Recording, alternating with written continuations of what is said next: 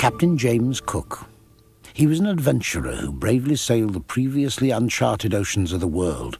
An international hero of mythic proportions, he'd come to consider himself worthy of lofty accolades. But there's an adage that says beware of prideful idols, lest they tumble from their feet of clay. January the 9th, 1776. A night when the London fog lay wet and cold over the stone fortresses of Admiralty Yard. It was to be a fateful night in the life of Captain James Cook. 47 years old and a bona fide household name after his first 2 voyages of discovery. Cook had spent more than 6 years at sea, venturing to many corners of the globe. Now he was retired, with a prestigious and lucrative post at the Greenwich Naval Hospital to pay the bills, and a hero's laurels to rest on indefinitely. But the letters of the great explorer reveal a soul already restless without a ship to command. Whether I can bring myself to like ease and retirement, time will show.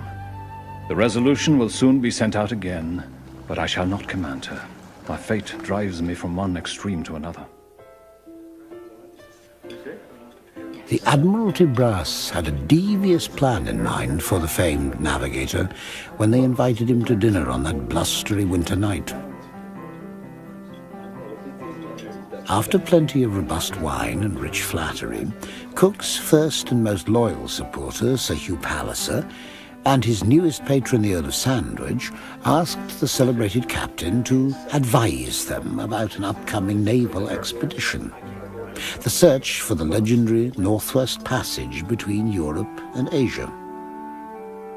From the 16th century, European nations sought for either a northwest or a northeast passage above North America or above Europe and Asia.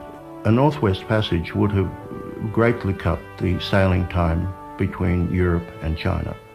Not accidentally, Palliser and Sandwich mentioned to the upwardly mobile Cook the £20,000 reward for the man who actually unravelled this last great geographical mystery. It was a princely sum, enough to make Cook a wealthy man indeed. The promise of riches, combined with the appeal to Cook's vanity and continual yearning for adventure, were too much for the retired hero to resist. The result is that Cook is enticed into it, partly perhaps by the chance of upward mobility into the lower aristocracy with all this reward, partly, I think, a sense of possibility to be the discoverer of the Northwest Passage. And thus the die was cast. Cook raised his glass and agreed to lead one last voyage. He couldn't have imagined the dangers into which that simple toast would lead him. To find himself in the company of the most important men in England proved just how far the famous explorer had risen from his very humble roots.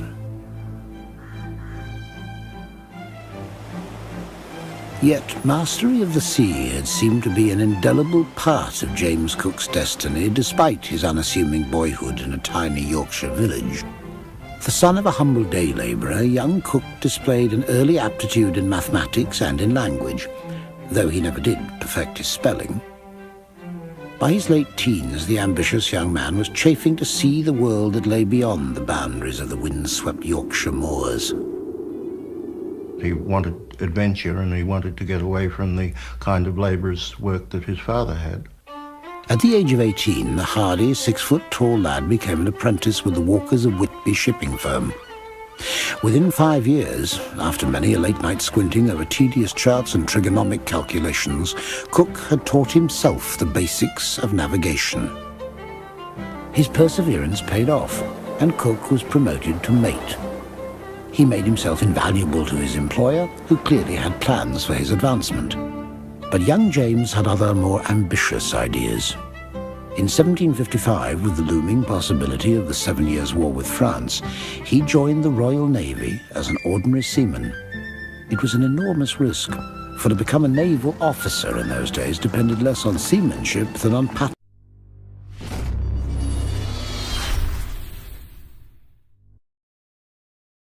patronage connections.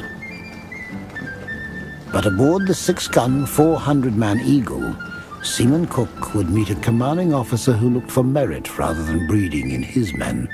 the powerful, well-connected Sir Hugh Palliser. Palliser took Cook under his wing and became his strong supporter. The British Navy ran totally on patronage, and to have a patron and rising patron was what you wanted. If Palliser was going up, Cook believed if he supported Palliser, he would go up too, and Palliser did become comptroller of the Navy. In the summer of 1757, just 2 years after joining the Navy, Cook was made master of the Pembroke and sent to North America. His mapping and navigational brilliance helped ensure a British victory in the Battle of Quebec. But when the 7 Years' War ended in 1763, the market for naval heroes began to wane. For the first time in his already remarkable young life, the 34-year-old Cook seemed to be facing a dead end in his career. But both heaven and earth, it seemed, were conspiring to move James Cook a step closer to his formidable destiny.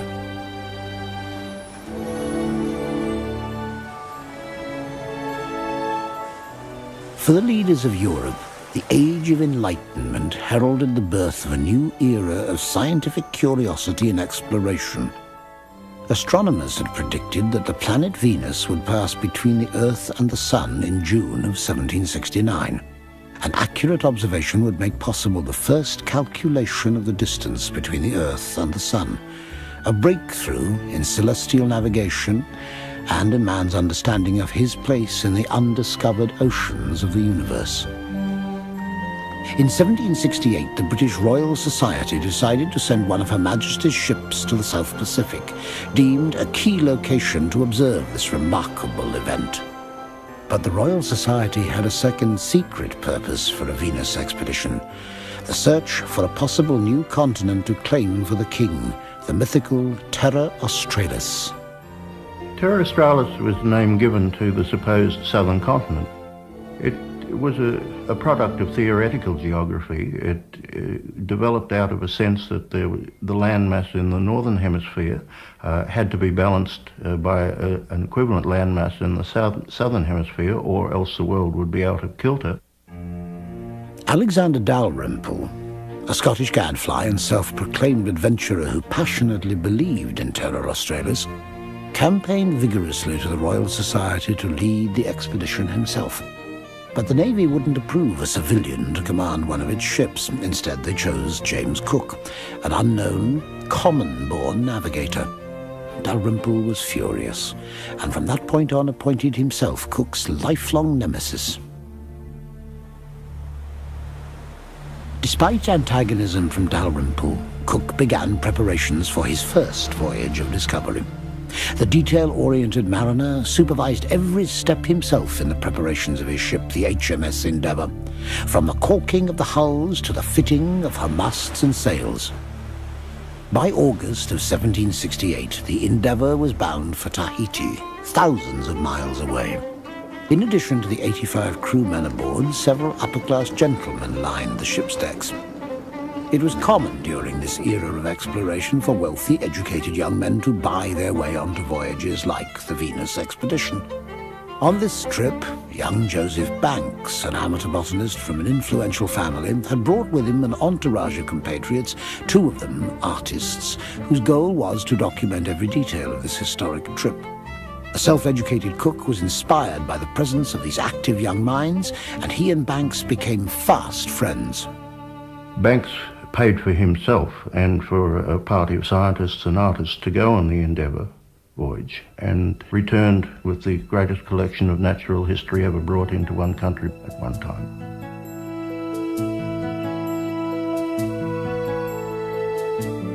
As the ship made its way to Tahiti, stopping to provision at exotic ports and engaging in trade with curious islanders, Banks and his artists put down on paper the strange and wondrous things they saw, including documenting the impressive leadership abilities of James Cook himself. For their captain was a humanist in an inhumane age, ahead of his time in many ways. Cook brought some radical changes to shipboard life that would have far-reaching consequences. Cook had a very lively interest in maintaining the health of his cruise. He had to do that because the voyages were so long. If the cruise became unhealthy, he couldn't succeed with the voyages. The deadly disease of scurvy was the bane of long sea voyages. Ships would set out with extra crew in preparation for the certainty that many of the men would not survive. After research and reading, Cook became convinced that scurvy could be overcome with a diet that included healthy amounts of sauerkraut, not a crew favorite. The sauerkraut the men at first would not eat until I put in practice a method I never once knew to fail with seamen, and this was to have some of it dressed every day for the captain's table, and permitted all the officers, without exception, to make use of it, and left it to the option of the men either to take as much as they pleased, or none at all. The moment they see their superior set a value upon it, it becomes the finest stuff in the world, and the inventor an honest fellow. With his gift for sly persuasion and his ability to lead by example, Cook managed to convince his men to accept their daily ration of sauerkraut. Physicians would shortly prove Cook wrong in embracing his sauerkraut solution to scurvy. What really kept Cook's men as healthy as any crew in the history of seafaring was his habit of calling into port at regular intervals to stockpile stores with fresh fruits and vegetables. Cook also took pains to keep his men on shorter watches and openly encouraged physical exercise on land and on board ship. The sense of Cook is as someone who really wanted to do well by his men. He was from the working class, upwardly mobile, and he wanted to, in a sense, care for his crew.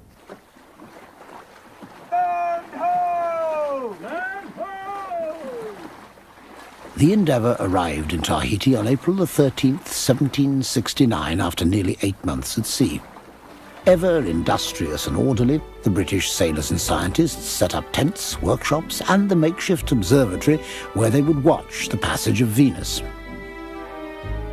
But they were also observing the anomalies of this new and exotic culture. At the same time, the curious Tahitians were studying the strange, pale Englishmen.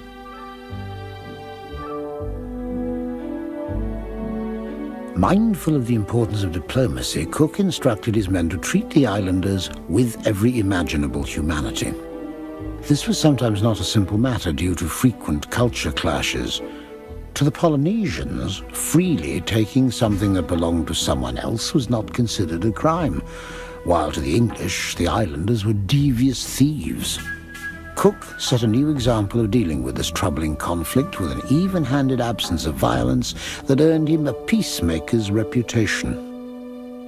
I think Cook had, for his time, very enlightened attitudes towards the indigenous peoples he met. He showed an extraordinary ability to go beyond the strictures of his culture and to place himself within the mores and the rituals of another culture. On June the 3rd, the men of the Endeavour gathered on deck, on the beaches and in the observatory to watch the passage of Venus across the face of the sun. The air was perfectly clear, so that we had every advantage we could desire in observing the whole of the passage of the planet Venus over the sun's disk. Now the first portion of Cook's assignment, the observation of Venus, was complete.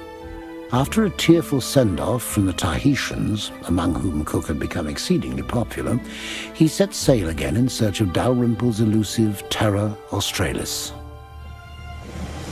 The men of the Endeavour would spend 8 frustrating months riding the swells of the high seas, passing and charting the mystical Society Islands and the craggy, inhospitable coast of New Zealand. But the southern continent remained an intangible fantasy. I have made no very great discoveries, yet I have explored more of the great South Sea than all that have gone before me. So much that little remains now to be done to have a thorough knowledge of that part of the globe. Finally sailing home in May of 1770, the Endeavour crawled along Australia's Great Barrier Reef, 1,250 miles of treacherous coral that can instantly sink a ship. Despite Cook's efforts, the Endeavour became embedded on a razor-sharp reef. But the winds of fate were favourable that day, as they would be for Cook for years to come. The Endeavour was saved from disaster by a piece of coral stuck in her hull. The close call with Providence was a watershed event in Cook's life at sea. Cook wrote afterwards that a reef like this is scarcely known in Europe. It is a a wall of coral rock rising perpendicular from the unfathomable deep. And it was at that moment that he began to understand just the risks of being an explorer. And so he began to realize a destiny that I don't think he had been conscious of earlier. The Endeavour and crew finally arrived home in July of 1771, 3 years after embarking. Cook hadn't found the mythical southern continent, but his fame had already begun to spread, and he returned home to an England longing for new heroes.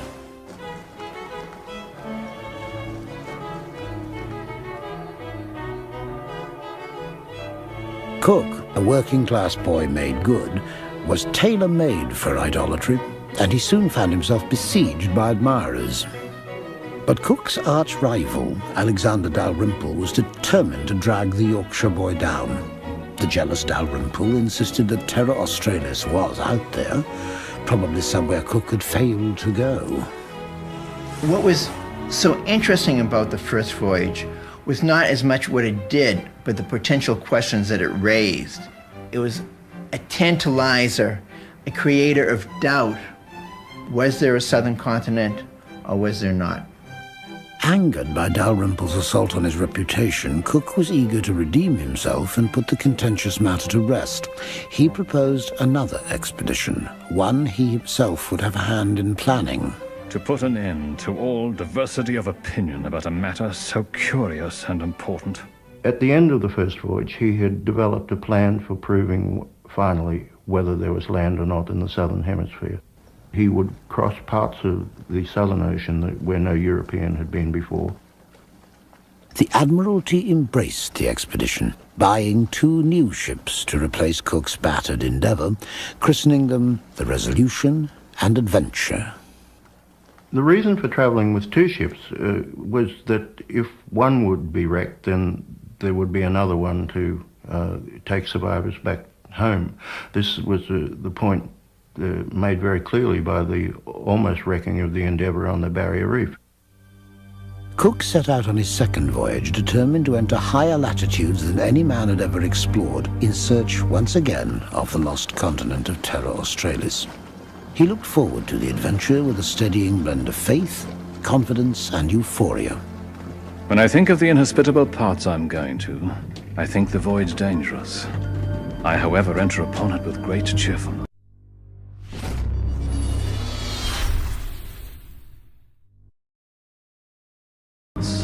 Providence has been very kind to me on many occasions, and I trust in the continuation of the divine protection. By January of 1773, Cook was deep in the southern latitudes, just as he had so meticulously planned. But instead of reaching the fabled Terra Australis, he encountered a wall of ice and became the first man to cross the Antarctic Circle.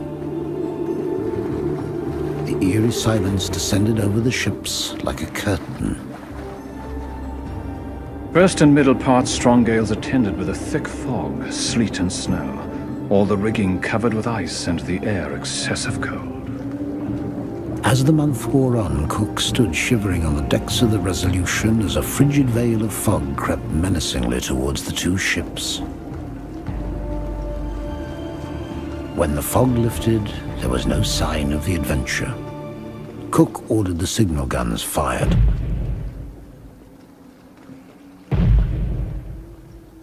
But the sister ship was nowhere to be seen. Cook had prepared for a possible separation by ordering an emergency rendezvous at Queen Charlotte Sound in New Zealand. The Resolution made sail in that direction, plotting islands and seeking evidence of the lost continent at every point along the way. By the time the 2 ships reunited in May of 1773, Cook had already sailed thousands of miles and 117 days without sight of the mythical Terra Australis. He was still convinced there was no southern continent, but this time Dalrymple and other doubters would have no grounds for questioning his thoroughness.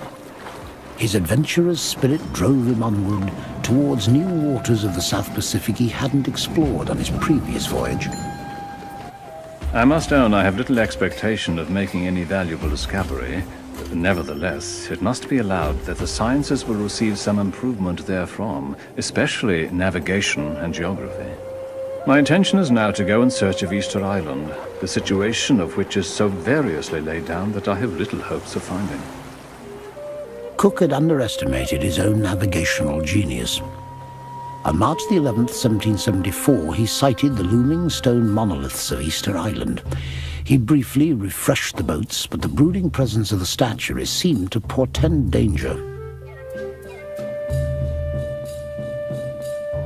Got on board a few casks of water and traded with the natives for some of the produce of the island, which appeared in no great plenty, and the water so bad as not to be worth carrying on board. And the ship not in safety determined me to shorten my stay here.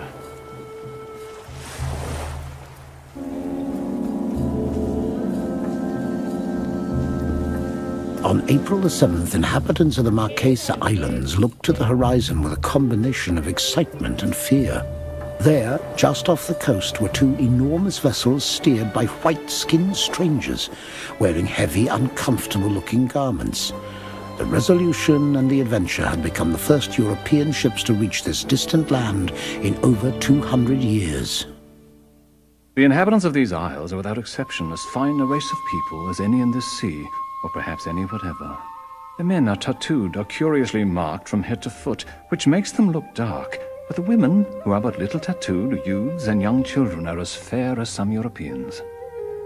Sailing back to New Zealand, Cook made the last discovery of the epic second voyage, a large and mountainous island which he named New Caledonia. Cook spent only 10 days here, but it was long enough to undergo another transforming experience that further bolstered his growing sense of destiny.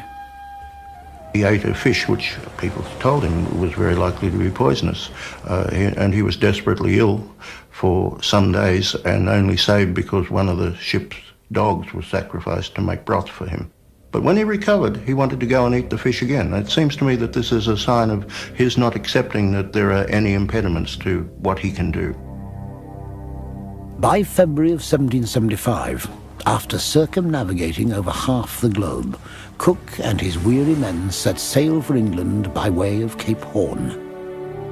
I have now done with the southern Pacific Ocean. I will not say it was impossible to get farther to the south, but the attempting of it would have been a dangerous and rash enterprise, and what I believe no man in my situation would have thought of.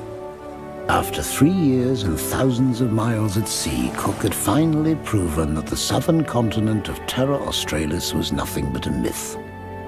His place in history would have been assured even if he'd never sailed again. What is critical about the second voyage is that it creates an ideal of what a perfect voyage should be. He was able to be precise, a great navigator, a great leader of men.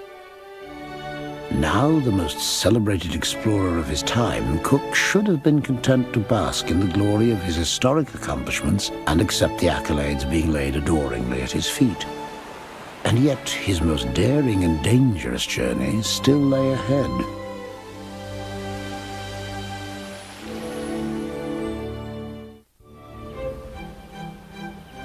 In honor of the near perfection of his second voyage round the world, Captain James Cook was rewarded with a position at Greenwich Hospital that meant a lifetime of security for his wife and children.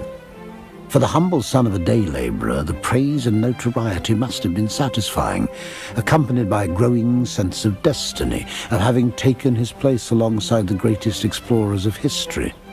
But Cook seemed ambivalent about his semi-retirement. My fate drives me from one extreme to another. A few months ago, the whole southern hemisphere was hardly big enough for me, and now I'm going to be confined within the limits of Greenwich Hospital, which are far too small for an active mind like mine. I must confess, however, it is a fine retreat and a pretty income. Then, the British Admiralty, long curious about the existence of a northwest passage between the Atlantic and Pacific, convinced Cook to end his short retirement and undertake a third epic voyage. But unlike his previous adventures, from the start this journey was plagued by harbingers of calamity. Cook was too busy finishing the written account of his last voyage to oversee the preparation of his ships, and in the corrupt naval shipyards, slow and shoddy workmanship delayed the departure date. Even Cook himself seemed uneasy. In his private letters to friends, the usually fearless explorer revealed an uncharacteristic tone of doubt and foreboding. It is certain I have quitted an easy retirement for an active and perhaps dangerous voyage. This attempt to force the Northwest Passage must be hazardous, and must be made with great caution. If I am fortunate enough to get safe home, there's no doubt, but it will be greatly to my advantage. The United States was only 8 days old when Cook and the Resolution finally set out from Plymouth on July the 12th, 1776. Cook seemed tired, distracted already, annoyed by the animals on board at the request of King George. The ship is a Noah's Ark, lacking only a few females of her own species. They left without their companion ship, the Discovery, which lay dockside, awaiting Captain Charles Clark, made late by family difficulties. 4 months later, the crew of the Resolution greeted the tardy Discovery into Cape Town with a hearty welcome. At last the voyage could begin in earnest. Captain Cook looked to the unexplored horizon with renewed confidence and ambition. After all, the greatness of Cook's latest adventure seemed as certain as all his others. He was surrounded by an able crew, several of them veterans of his earlier voyages. Many of the sailors idolized Cook. Among them was the gregarious first mate David Samwell, whose journals reveal his reverence for the great captain. He was beloved by his people, who looked up to him as a father and obeyed his commands with alacrity. The confidence we placed in him was unremitting, our admiration for his great talents unbounded. Leaving Cape Town, the 112 hand-picked men of Cook's crew felt safe and protected under the command of the master they so admired. Some had witnessed Cook perform feats of seamanship that defied logic, and down in the hammocks and mess halls they whispered amongst themselves of his uncanny ability to sense wind patterns others couldn't fathom, or to glimpse things in the water's ghostly darkness beyond the vision of other men. Cook would come out on the deck in his nightshirt and he would say, "Change course because there's a reef ahead." Nobody could see. In the great expanses of the Pacific, to have somebody who says, "Change course because there's a reef ahead," and then in the morning they would see the reef, this Cook seemed almost superhuman. But precious little sailing passed before the first crack in Cook's armour appeared. On the hot night of August the 10th, 1777, the ship's surgeon came on deck and saw to his horror that the Resolution was within leagues of being crushed by breakers just off the Cape Verde Islands. Hard to starboard! Hard to starboard! Brace the yards! Sharp up! The Resolution narrowly escaped destruction in the heavy waves, but the surgeon and many of the crew were stunned by Cook's lapse in navigation. To bring a ship into so alarming a situation as we were in at this time, without being able to give a satisfactory reason for it, certainly deserves the severest reprehension.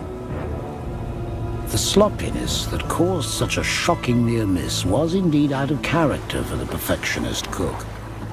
Already the fates seemed to be conspiring secretly against the great captain, and his own hubris had perhaps made Providence his enemy in his search for the elusive Northwest Passage.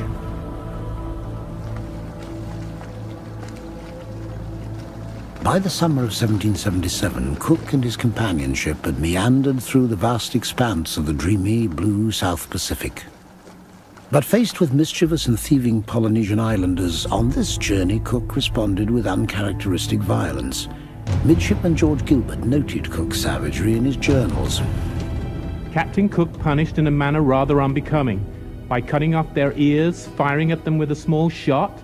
I can't well account for Captain Cook's proceedings on this occasion, as they were so very different from his conduct in like cases in his former voyages. They were dangerously behind in schedule, and risked missing the narrow window of weather that would allow them to tackle the Bering Straits, the imagined entrance to the Northwest Passage. But as Cook's weary eyes scanned the horizon, fate presented him with his final and most famous discovery: Land ho! the lush and beautiful Hawaiian Islands. But even amidst this unexpected triumph, the great captain's temperament seemed to have turned darker, angrier. He was more irritable, brooding, and violent than anyone on board had ever seen him. His behaviour had changed markedly. The junior officers developed a habit of saying, "I had a heaver from the old boy." Heaver meaning the frenzied Tahitian dance. He evidently would stamp his feet and throw himself into paroxysms of rage. And so the change in the man was evident to all who were about him. Now, in addition to the rigours of capricious seas and the everyday hardships of shipboard life, Cook's officers and sailors had a new foe to contend with, a brilliant but unstable captain. And as Cook's ship sighted the Polynesian paradise of Hawaii, new dangers of a magnitude previously unimagined awaited the legendary explorer.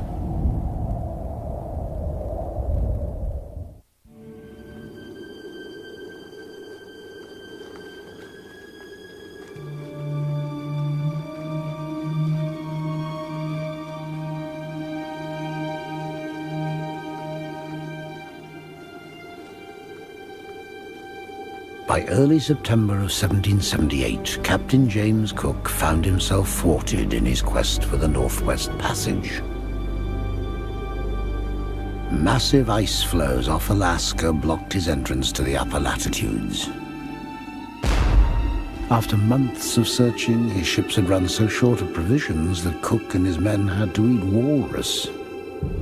In one of the rare occasions of his triumphant career, the legendary adventurer was facing almost certain failure.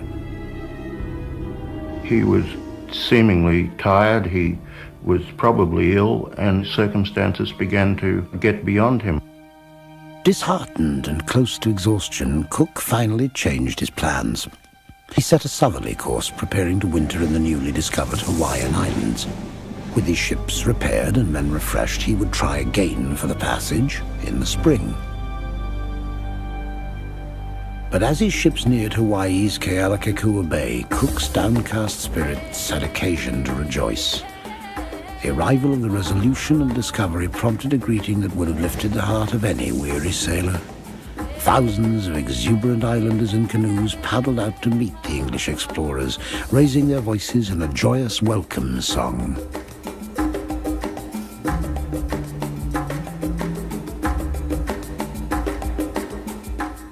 It is a wondrous welcome, perhaps the greatest welcome that any British explorer or any European explorer has ever had. There are so many people on the Discovery clinging to the boat that they're afraid the boat's going to capsize. This is something totally new to them, baffling, exciting. The Hawaiians' thunderous welcome worked an immediate magic on shipboard morale. Midshipman Gilbert wrote rapturously of the arrival in his journal. The joy that we experienced on our arrival here is only to be conceived by people under like circumstances. For after suffering excessive hunger and a number of other hardships, we had now come into a delightful climate where we had almost everything we could wish for. But there was more than Hawaiian hospitality behind their buoyant welcome. Cook had fortuitously anchored in Kealakekua Bay during a religious festival. Suddenly, the famous explorer was more than just a great man. To some Hawaiians, he was perhaps a holy man.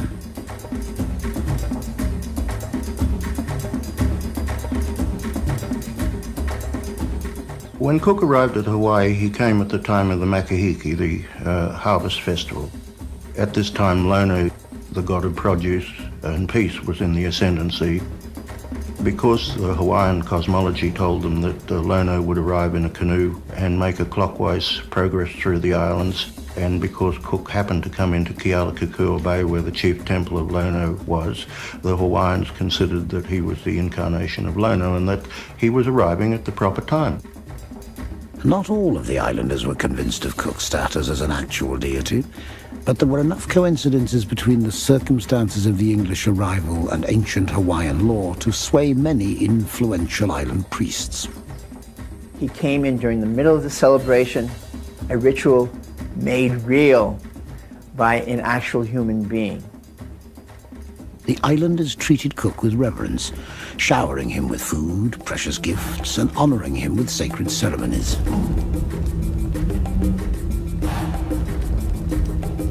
For a man already consumed with a sense of his own destiny, such veneration must have been a heady experience indeed. Despite the flattery, Cook's ill temper didn't improve. After enjoying 3 weeks of the Hawaiians' boundless generosity, the Englishmen began to sense an impatience in their hosts. Wary of overstaying his welcome and suspecting that the Hawaiians had depleted their own food sources to impress their visitors, Cook ordered his men to prepare for departure. Laden with farewell gifts, the English explorers left Kealakekua Bay on February the 4th, 1779. They leave thinking this was the best island they had ever visited. It doesn't get better than this. But just 3 days out, the ships encountered a tempest. Then the unthinkable. The Resolution's foremast, the work of shoddy naval shipwrights, snapped during a violent squall. Cook had no choice. He had to reroute his ships back to the safety of Kealakekua Bay. The injured vessels limped into the cove that had so recently been the site of their triumphant welcome. This time, there was no grand reception. The somber return was chronicled by Lieutenant William King aboard Cook's vessel. Upon our coming to anchor, we were surprised to find our reception very different from what it had been on our first arrival.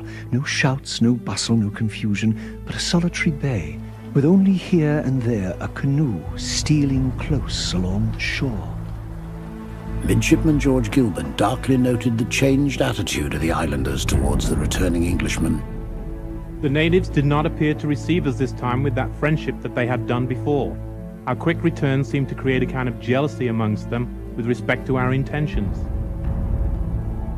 During the Englishman's absence, the celebration to Lono had ended, and a new god had gained the ascendancy.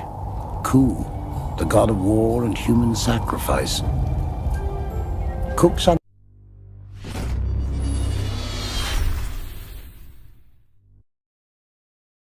untimely return had upset the sacred Hawaiian cosmology, and the islanders were swift to show their displeasure. They armed themselves with stones, ready to attack. They refused to aid the crewmen repairing the foremast, and the normal Polynesian thieving, which the diplomatic Cook had handled so well in the past, swelled out of control. The hostility between the Hawaiians and their unwelcome guests grew with each passing hour. Early on the morning of February the 14th, 1779, Cook learned that the Discovery's cutter had been stolen by natives during the night. For a furious Cook, this brazen theft was the last straw. He was determined to retrieve the cutter no matter what the cost. Cook angrily barked out his orders to his men. He sent several boats into the bay to intercept all native canoes. In going on board, the captain expressed his sorrow that the behavior of the Indians would at last oblige him to use force, for that they must not, he said, imagine they had gained an advantage over us. Cook was going ashore with 10 Marines and other crew to take the High Chief Kalaniʻōpuʻu hostage until the cutter's return. It was a headstrong and fateful decision. Once on shore, Cook and his men marched up to Kalaniʻōpuʻu's house, awakening the king and quickly drawing the attention of thousands of threatening islanders. Cook's trusted crewmen, Gilbert and King, were witness to the escalating tensions. All this time, the old king remained on the ground, Captain Cook not willing to abandon the object for which he had come on shore, continuing to urge him in the most pressing manner to proceed, while the chiefs who stood round him insisted on his staying where he was. Cook might then have given up and still escaped unscathed, but fate had turned against the famed adventurer. At that moment, word reached the growing mob that one of Cook's men stationed in the bay had shot and killed a popular island chief. At this time, someone threatens Cook, and Cook, being frustrated and irritated, takes his pistol and shoots at the person. The small shot from Cook's gun couldn't penetrate the shield of his assailant. A murmur went through the agitated crowd. The white man's weapons were not always deadly. Now more aggravated than ever, Cook fired again and this time shot a bystander. The islanders didn't wait for another provocation. One of the chiefs, more daring than the rest, stepped behind our commander and stabbed him betwixt the shoulders with an iron dagger. Another at that instant gave him a blow with a club on the head, by which he fell into the water. Bloody and dazed, Cook staggered to his feet for a few moments as a ferocious battle raged around him. Then, in the most debated gesture of his life, he waved at his longboats patrolling nearby in the bay. Was he signaling them to come into shore or to retreat? He was standing at the water's edge and calling out to the boats to cease firing and to pull in. If it be true, as some of those who were present have imagined, that the Marines and boatmen had fired without his orders, and that he was desirous of preventing any further bloodshed, it is not improbable that his humanity on this occasion proved fatal to him.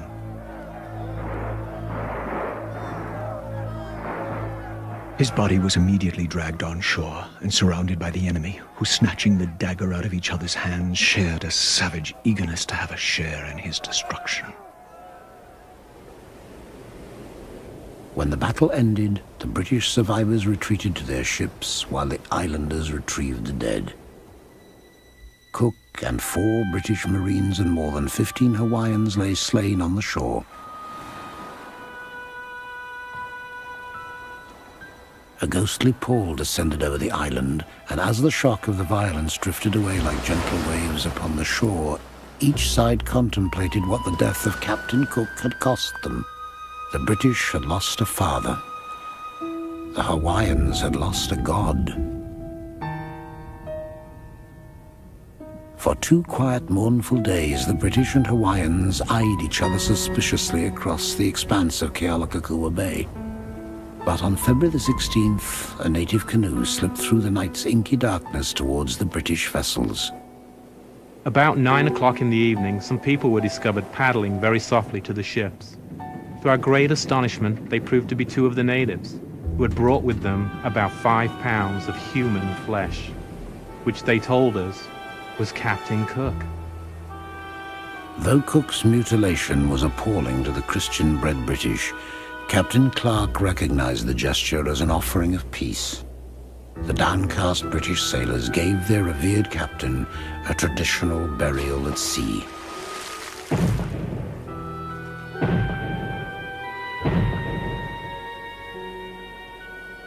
On February the 23rd, 1779, with Captain Clark now in charge of the expedition, the Resolution and Discovery bid a final farewell to Kealakekua Bay.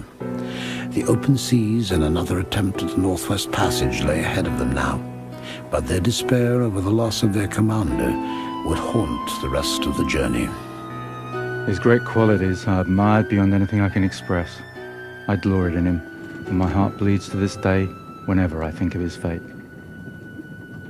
Tragedy seemed to follow the expedition from that day forward. The attempt to locate the Northwest Passage failed. Captain Clark succumbed to tuberculosis before the ships arrived back in England in October of 1780. Cook's legend grew in the decades following his death. True to his lifelong ambition, this son of a day laborer had helped shape the face of the world of his times. I think it's impossible to explain how Cook developed the vision of the world that he did, particularly given his lack of formal education as a child. He clearly had an enormous imaginative capacity to respond to different circumstances, and we just have to stand in awe of it, I think. Cook's mythic journeys took him from the heaven of exotic Polynesia to the hellishly frozen landscape of Antarctica. Repeatedly he tempted the fates of these extremes, and repeatedly he prevailed. And what we see on the 3rd voyage is Cook doing it again, but this time he doesn't come out of the underworld. It kills him.